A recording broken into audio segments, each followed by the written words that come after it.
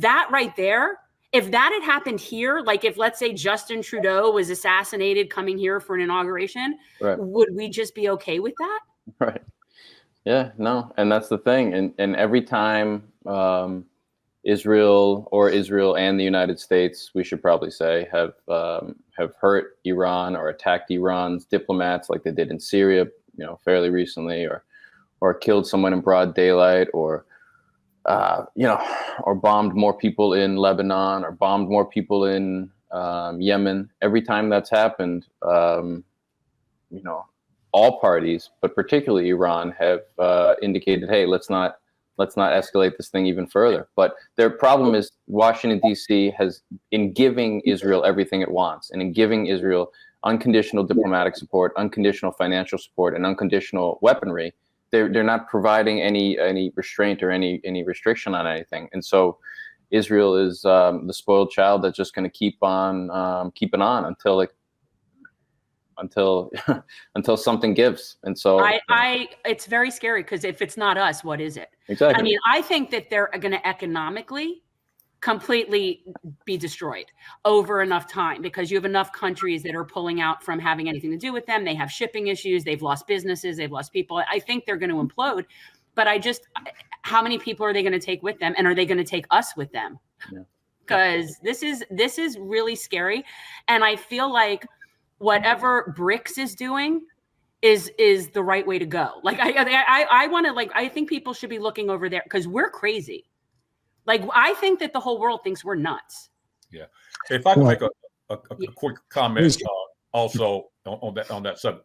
Three different things. One, when you talk about the restraint that Iran has shown, let me just mention something first when you talk about Iran. Iran has tried for years to be friends with us, but because of the Israeli lobby and their goals of controlling the entire Middle East, they won't allow it. I think you had maybe Larry Wilkerson, who worked for Colin Powell, when he was at the State Department. They reached out to the State Department. They helped us after 9/11. They always wanted to be friends with. Even now, they have tried. The next thing I'll mention also, in regards to something that you said, Jen, about Iran being able to destroy Israel in their capital. Let me just say this. During the Iran nuclear deal, the JCPOA, one of the struggles that we were having was that neoconservatives and Israel wanted Iran to get rid of their ballistic missile program. And they were not going to do that. That's their lifeline, as we can see now. Let's talk about these so-called assassinations. When we, as we alluded to earlier, we assassinated Soleimani in Iraq. Now, the Iranians are talking about, okay, we're waiting for Pompeo. We're waiting for Trump. Okay, now we're talking about, oh, Lord, we need to declare a war on them. Yet we started that. We assassinated their top general. Think about that for a moment. Also, ballistic missiles, as Christian was alluding to,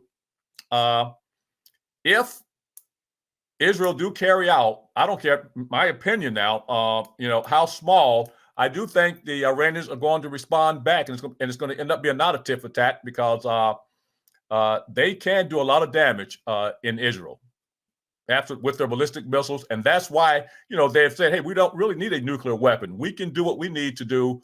And by the way, they have thousands and thousands and thousands.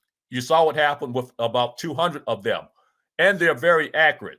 And don't let the Israeli media and our media fool you. They did damage. Take that to the bank. But the Israelis or us will not say that, because it's intel gathering for Iran. If they showcase, as you know, we have an American journalist that's been arrested. I think he's been released now, but he's under house arrest right now. And because of the fact they don't want that information released, how much damage that Iran actually did, because that'll let them know how accurate their missiles are.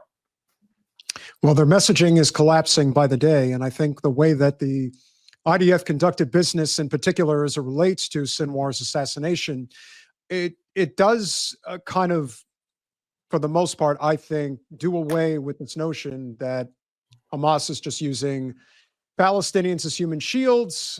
Turns out that Sinwar was basically a freedom fighter in terms of his disposition by the time it was all said and done. So what we're going to do right now is play the drone footage that, of all people, the IDF thought it was a good thing to put this out there, not really thinking through whether or not this was going to look good or bad. And as we know, from Israel's standpoint, if they were even halfway reasonable in their thought process, they would think, yeah, this is not going to look good for us, and it clearly didn't. So here, unfortunately, is the last, what I do think is somewhat of a very defiant last stand for the Hamas leader, Sinwar.